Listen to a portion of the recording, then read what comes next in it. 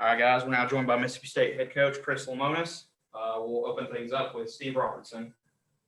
Chris, almost a classic game for you guys today. I mean, obviously a back and forth deal, but your offense comes up big late and your stars shine the brightest. TA, Rowdy, those guys. I know you never have any doubt in them, but how big was it to see those guys come through for you on the big stage? Yeah, that was kind of a nerve-wracking game. So when we fell behind 7-3, but those guys, man, they played as good as they can play today, kind of put the team on their back. But we had some other guys, and Brad Cumbus and Cameron James and LT's big swing, and me and Fox are sitting there debating in that, I guess it was the 8th or maybe it was the 7th, who we putting in right here. And then as soon as that ball went up from LT, Sims be ready to go. And so I thought all the guys were good today. I mean, Will kind of had a tough start, but I thought everybody else, the Rowdies, the Tanners, every at bat was so competitive. We just put pressure on them from pitch one. Let's go to Robbie Falk. Yeah, Chris, speaking of Will not coming out and having a quality start there, it just seemed like your bullpen was able to really stabilize that ball game and keep it from spiraling out of control. I mean, even Chase Patrick got you out of that inning. I know he gave up a 3-run home run, but Preston Johnson shut down the offense, Landon as well. What did you see from those guys today? Yeah, I thought our bullpen was good. Even Chase, I know we missed on the one pitch, but I thought Chase was pretty good and got us out of the jam. And a tough day for Will. Will's one of the best pitchers in the country, and we're not here without Will. And you got to tip your hat, man. Those guys in the other dugout are really good. And their coaching staff had a great approach against Will today. And Will fought. Will competed. He got out of a couple jams. But just in the heat and as many pitches and as many jams, we just felt it was better to go to another arm right there, give him another look. And then, like you said, as guys came in, it felt like we pitched better and better as the day went on. Let's go to Joel Coleman. About that bullpen, Preston, of course, had a humongous day for you guys out there to kind of settle things down and give you guys a chance to come back. But it just seems like as the year has worn on, your confidence has probably grown and grown. And Preston, is that the case? And just talk about his growth into this role now to where you don't mind running him out there in a super regional late inning, situation. Well, that's the thing. And during those times and those big moments when the game's on the line, it's who do you trust? And he's a guy that's garnered a lot of trust here over the last month or so, and he's done it all year. He can come out and give us a 2 or 3 inning stint if needed, and he comes in and throws strikes. And so that's what we're looking for. And shoot, we got to recycle him and get him ready and possibly throw again this weekend. But I was really happy with the way he went out there and just competed. They got to run, but they had to earn the run. He doesn't give you, not a lot of freebies. Let's go to John Sokoloff. Chris, where does this game kind of rank for you in terms of intensity between the record crowd for a super regional, the 5 different lead changes, just the stakes today? I mean, when was the last time you had a game as intense as this one? It's about as intense as I had. I mean, I guess Omaha when we played Auburn, I guess maybe the first Stanford game. I mean, they just seem to keep getting bigger and bigger here. And man, what a job by our fan base. I mean, on a day when the heat index is, I'm soaking wet right now. I know most of our fans probably are. But we had fans out here at 8:30 in the morning. I'm walking around the stadium saying, hey, and they're sitting out already. And to fill the ballpark the way they did, and then also to, as loud and as vocal, and they were a difference maker in today's game. The dude effect, we call it.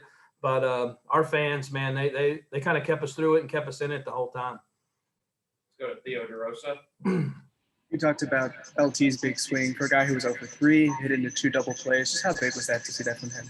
It was huge. Like I mentioned earlier, me and Fox we're literally having a conversation. And when the ball hit the bat, it was get Sims in. And that's why we called timeout with Scotty DeBrule.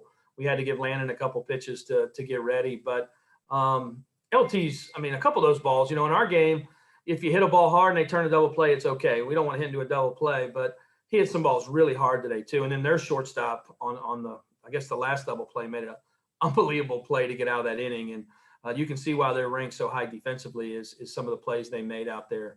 But I was happy for LT, on a big stage, and a couple situations didn't go your way. He was still mentally locked in and staying in the moment. And man, what a pretty swing. Let's go to Shotgun Spratling. Shotgun.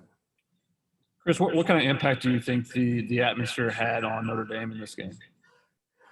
Well, I just think it makes it tougher to pitch, tougher to make plays, tougher to, sometimes swing or stay off pitches. I think they just, at certain moments when there's big moments in the game, man, it's hard to hear, hard to talk. I mean, and so they seem to do it. They do it all the time. It's in our league and it's, you know, in postseason. But I thought our crowd was huge, and I think it made a difference today. They maybe put some pressure on them and made them speed up a little bit, I guess you could say. But I'm glad they were on our side. Let's go back to Steve.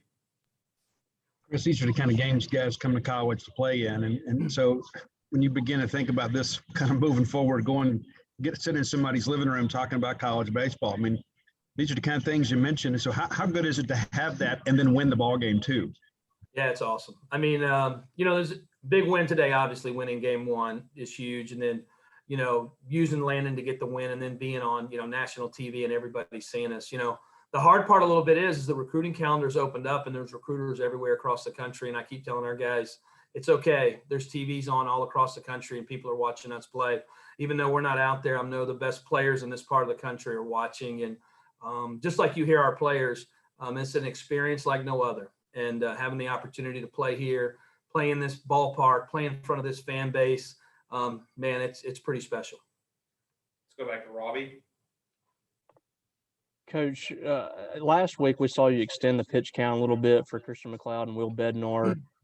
Does anything change with Landon down the stretch in the regional, super regionals? Can you extend him a little more, maybe pitch him tomorrow, or what's your thoughts on that? You want me to start him? I could start him and get it out to a good start. You There's know, a lot of people on the message boards that want that. Yeah, I'm sure. So, you know, with Landon, it's usually about Landon. Landon gives me a heads up and where he's at, and we're always going to protect him. But I do think he'll throw more in the postseason. He's a strong kid. He's been, you know, he's been on a good count all year long.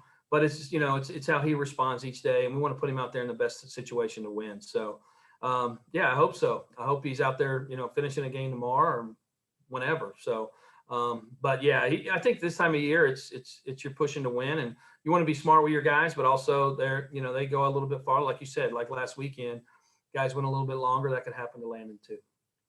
Let's go to Rick Cleveland next. Yeah, I don't know what your plan it was coming into the game with Sims, but I'm guessing your decision was made as soon as Tanner's ball went out of the park.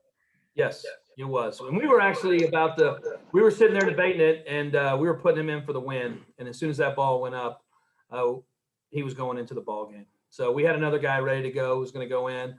And then if he got in a jam, we'd go to Landon. But once that ball went up, it was get Landon ready. And, you know, we're going to play the last 6 outs with we feel like the best closer in the country. We have time for a couple more. Let's go to Tyler Horka next. Yeah, Chris, back to the theme of offense. How reassuring is it that your guys come out on top in a game like that against a lineup that just scored 50 runs in a regional, and you know, everyone knows how well they can swing the bat, but you know, your guys end up swinging it just a little bit better. And really, they threw 2 really hot arms against us today. You know, their starter was really good.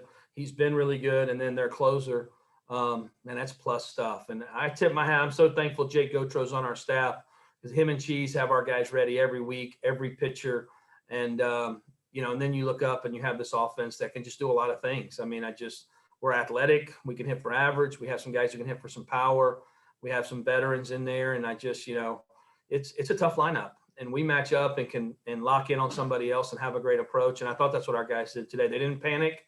They just tried to keep the lineup going and get another guy to the plate. And then Rowdy gets the big hit, and then LT gets the big hit.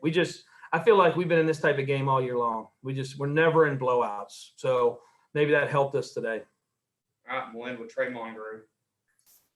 Yeah, Chris, I'm just kind of curious from a manager's perspective in a game that's back and forth like that. Is it almost a sense of helplessness just watching from the dugout? I don't know about helplessness, but it's frustrating in some ways, and and then you sit there and you say, man, we're in a brawl. You know, I think one of our kids just came in off the field and said, keep punching, because it's one of those games where it's going to be decided late, and it'll be like that tomorrow. It's 2 really good teams, 2 really good offenses, 2 well-coached teams, and it's just going to be like that all day. And it was a little frustrating at times. You know, you're sitting there and you want to get some momentum, but like I said, Will wasn't at his best, but they were also pretty good too. You have to give them credit, and they had a great approach on him today. All right, guys, I'll do it today.